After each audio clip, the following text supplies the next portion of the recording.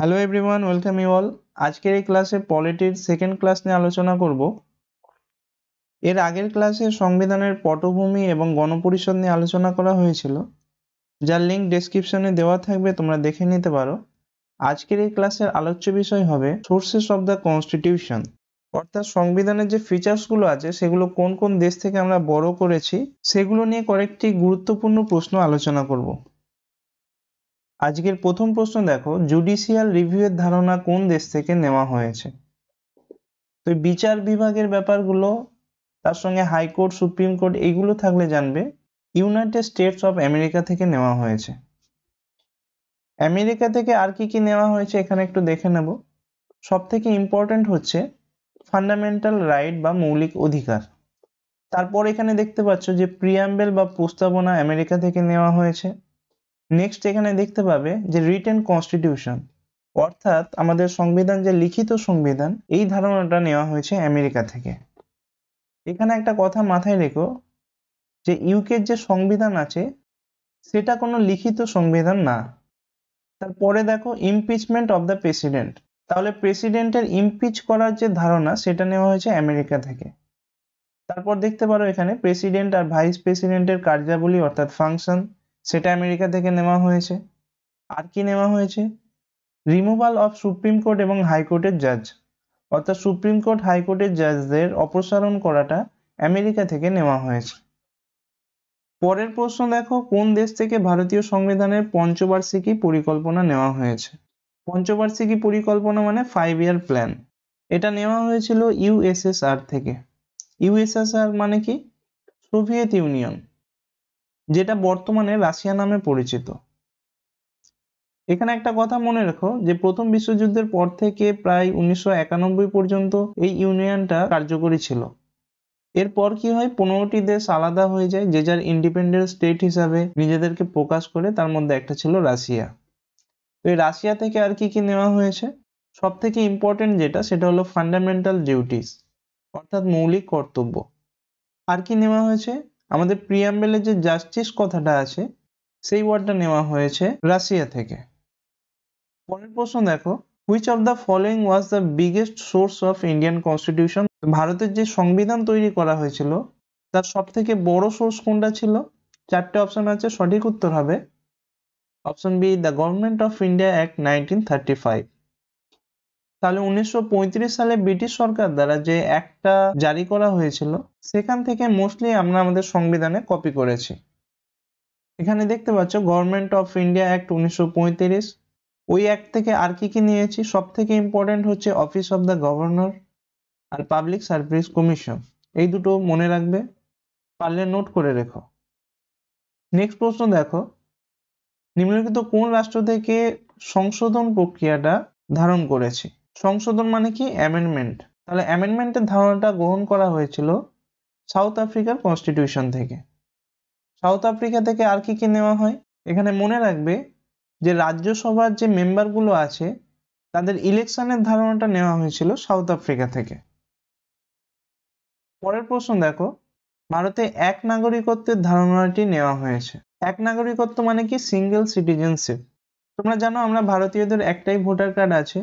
আমরা কোনো দেশের যদি সিটিজেনশিপ অর্জন করি তাহলে আমাদের ভারতবর্ষের যে ভোটার কার্ডটা আছে ওটা বাতিল হয়ে যাবে। তো এই এক নাগরিকত্ব বা সিঙ্গেল সিটিজেনশিপের ধারণাটা নেওয়া হয়েছিল, সঠিক উত্তর হবে ইংল্যান্ড বা ইউনাইটেড কিংডম থেকে। তোমরা জানো যে ব্রিটিশরা আমাদের প্রায় 200 বছরের উপর শাসন করেছিল। তো আমাদের সংবিধানের বেশ কিছু ফিচার্স ইউকে থেকে নেওয়া হয়েছে, তো সেগুলো দেখে নিতে পারো। সব থেকে ইম্পর্টেন্ট যেটা, সেটা হলো পার্লামেন্ট বা দ্বিকক্ষ সংসদ, অর্থাৎ লোকসভা, রাজ্যসভা ধারণাটা কোথা থেকে নেওয়া হয়েছে? United kingdom. এবার দেখো, লোকসভা রাজ্যসভার মধ্যে সব থেকে বেশি পাওয়ারফুল কোনটা? লোকসভা। এই ধারণাটাও নেওয়া হয়েছে ইউকে থেকে। আর কি নেওয়া হয়েছে? লোকসভার স্পিকার যে আছে সেই পদের ধারণাটা ইউকে থেকে নেওয়া হয়েছে। Post of the prime minister, প্রধানমন্ত্রীর পোস্টটা নেওয়া হয়েছে ইউকে থেকে। হাইকোর্ট বা সুপ্রিম কোর্টের যার যে রিট জারি করে সেই ধারণাটা নেওয়া হয়েছে ইউকে থেকে। এখানে আরেকটি পয়েন্ট তোমাদের মনে রাখতে হবে যে রুল অফ ল, এই ধারণাটা নেওয়া হয়েছিল ইউকে থেকে। রুল অফ ল মানে কি? আইন সবার জন্য সমান। তারপর আর কি আছে? ক্যাগের পোস্ট। ক্যাগ মানে কি? Controller auditor general of India. তোমাদের যদি জানা থাকে কমেন্ট সেকশনে লিখবে যে বর্তমান কে আছেন। পরের প্রশ্ন দেখো, সংবিধানের যৌথ তালিকা কোন দেশ থেকে নেওয়া হয়েছে? যৌথ তালিকা মানে কনকারেন্ট লিস্ট। তো এই লিস্টের ব্যাপারটা কি একটু জেনে নাও। এখানে মনে রাখবে যে দেশের পাওয়ারটা সেন্ট্রাল বা ইউনিয়ন এবং স্টেটস এর মধ্যে অর্থাৎ বিভিন্ন রাজ্যের মধ্যে ভাগ করা আছে। তো এই ভাগটা আমাদের সংবিধানে 3টে লিস্ট আকারে প্রকাশ আছে। প্রথমে একটা লিস্ট হচ্ছে ইউনিয়ন লিস্ট, যেখানে শুধুমাত্র কেন্দ্রের পাওয়ার থাকবে। একটা হচ্ছে স্টেট লিস্ট, যেখানে শুধুমাত্র ওই রাজ্যের পাওয়ার থাকবে। আর একটা হচ্ছে কনকারেন্ট লিস্ট, অর্থাৎ কিছু এমন পাওয়ার আছে যেখানে কেন্দ্র নাক গলাতে পারে, আবার স্টেটসও নাক গলাতে পারে। এইভাবে মনে রাখো। তো ওই যৌথ তালিকার ধারণাটা কোন দেশ থেকে নেওয়া হয়েছে? সঠিক উত্তর হবে অস্ট্রেলিয়া। অস্ট্রেলিয়া থেকে আর কি কি নিয়েছে একটু দেখে নাও। সব থেকে ইম্পর্টেন্ট যেটা, সেটা হলো প্রিয়াম্বেলের ল্যাঙ্গুয়েজ। সেই ধারণাটা অস্ট্রেলিয়া থেকে নেওয়া হয়েছে। আর কি নেওয়া হয়েছে? Joint setting. জয়েন্ট সেটিং ব্যাপারটা কি?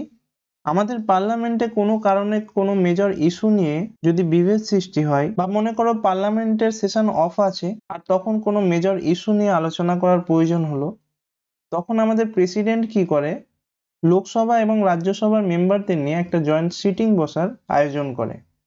সেখানে সভাপতি করে, মনে রাখবে, আমাদের স্পিকার যিনি আছেন উনি সভাপতিত্ব করেন। আর এই আর্টিকেলটা 108 নম্বর আর্টিকেল। আর্টিকেল নিয়ে বিস্তারিত ক্লাস আসবে, সেখানে আরো ভালো করে এই ব্যাপারগুলো বুঝিয়ে দেব। পরের প্রশ্ন দেখো, the idea of residual power in India কোন দেশ থেকে নেওয়া হয়েছে? এর আগের প্রশ্নেই দেখেছো যে পাওয়ার 3টে ভাগ আছে। প্রথমত ইউনিয়ন, তারপরে একটা আছে স্টেট, আর একটা আছে এই দুটোর যৌথ তালিকা বা কনকারেন্ট লিস্ট। এবার দেখো কিছু কিছু এমন ইস্যু এসে দাঁড়ালো যেগুলো এই 3টে লিস্টের মধ্যে নেই। তখন সেই পাওয়ারটা কার হাতে যাবে? না, অ্যাকর্ডিং টু এই সংবিধান সেই পাওয়ারটা যাবে কেন্দ্রের হাতে। আর এই ধারণাটা কোথা থেকে নেওয়া হয়েছে? সঠিক উত্তর হবে কানাডা। কানাডা থেকে আর কি কি নেওয়া হয়েছে দেখে নাও। প্রথমত দেখো যুক্তরাষ্ট্রীয় কাঠামো, যেখানে কেন্দ্রের পাওয়ারটা বেশি। তারপর কি আছে? কেন্দ্র এবং রাজ্যের মধ্যে যে সম্পর্ক, কিসের? ক্ষমতা ডিস্ট্রিবিউশনের, সেই ধারণাটা নেওয়া হয়েছে কানাডা থেকে।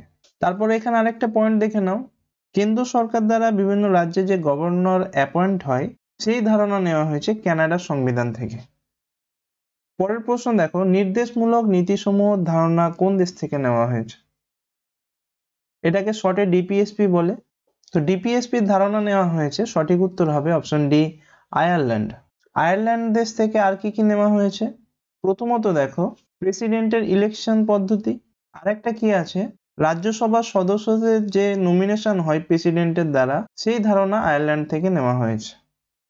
পরের প্রশ্ন দেখো, ভারতীয় সংবিধানের প্রস্তাবনায় উল্লেখিত প্রজাতন্ত্র অর্থাৎ রিপাবলিক এই কথাটা কোন দেশ থেকে নেওয়া হয়েছে? 4টে অপশন আছে, তার মধ্যে 3 নম্বর অপশনটা দেখো। ফ্রান্সের এই আরটা মনে রাখবে, আর মানে রিপাবলিক। ফ্রান্স দেশ থেকে আর কি কি নেওয়া হয়েছে? প্রিয়াম্বেলে এই যে 3টে ওয়ার্ড আছে, যখন আমরা প্রিয়াম্বেল চ্যাপ্টার নিয়ে আলোচনা করব সেখানে আরো ডিটেলস এটা পড়বো। তো এখন শুধুমাত্র এই 3টে ওয়ার্ড জেনে রাখো, লিবার্টি, ইকুয়ালিটি এবং ফ্র্যাটার্নিটি। এই 3টে ওয়ার্ড নেওয়া হয়েছে ফ্রান্স থেকে। পরের প্রশ্ন দেখো, জরুরি অবস্থার সময় অর্থাৎ এমার্জেন্সির সময় মৌলিক অধিকার বা ফান্ডামেন্টাল রাইট স্থগিত করা হয়, এই ধারণা কোন দেশ থেকে নেওয়া হয়েছে? এর সঠিক উত্তর হবে Germany. The idea of ombudsman is taken from which of the following countries? ন্যায়পালের ধারণা নিচের কোন দেশ থেকে নেওয়া হয়েছে? সঠিক উত্তর হবে সুইডেন। ombudsmanটা মনে রাখবে, আমাদের দেশে বলা হয় লোকপাল। এখানে দুটো পয়েন্ট মনে রাখতে হবে। প্রথমত দেখো, আমাদের প্রথম লোকপাল কে ছিল? পিনাকি চন্দ্র ঘোষ। আর বর্তমান লোকপাল কে আছেন? জাস্টিস প্রদীপ কুমার মাহান্তি। 2022 সাল থেকে ইনি কর্মরত আছেন। ঠিক আছে, এতক্ষণ আমরা সংবিধানের প্রধান যে ফিচার্স গুলো সেগুলো নিয়ে আলোচনা করলাম। এরপর আমরা পরপর আলোচনা করব। তোমরা একটু রিকল করার চেষ্টা করো, দেখো যে মনে করতে পারছো কিনা। প্রথমে দেখো প্রিয়াম্বেল বা প্রস্তাবনা কোথা থেকে নেওয়া হয়েছে, এটা হবে ইউএসএ। প্রিয়াম্বেলের ল্যাঙ্গুয়েজ কোথা থেকে নেওয়া হয়েছে? এটা হবে অস্ট্রেলিয়া। মৌলিক অধিকার কোথা থেকে নেওয়া হয়েছে? এটা হবে ইউএসএ। এ থেকে অধিকার, এই কথাটা মনে রেখো। ফান্ডামেন্টাল ডিউটি বা মৌলিক কর্তব্য কোথা থেকে নেওয়া হয়েছে? এর উত্তর হবে রাশিয়া বা ইউএসএসআর। আচ্ছা, এখানে একটা কথা মনে রেখো, সোভিয়েত ইউনিয়ন স্টার্ট করেছিল লেনিন। ওনার দলের নাম কি ছিল? Bolshevik party. এটা একটু মনে রেখো, স্ট্যাটিক হিসাবে হয়তো পরীক্ষায় আসতে পারে। নেক্সট দেখো, ডিপিএসপি নেওয়া হয়েছে কোথা থেকে? এটা হবে আয়ারল্যান্ড। এখানে আরেকটা কথা মনে রাখতে হবে যে আয়ারল্যান্ড আবার ডিপিএসপির ধারণা নিয়েছে স্পেন থেকে। যদি এমন প্রশ্ন আসে যে আমাদের ভারতবর্ষ কোথা থেকে ডিপিএসপির ধারণা নিয়েছে, তাহলে উত্তর হবে আয়ারল্যান্ড। আবার যদি প্রশ্ন এমন দিয়ে দেয় যে আয়ারল্যান্ড আবার এই ধারণা কোথা থেকে নিয়েছে, তাহলে উত্তর হবে স্পেন।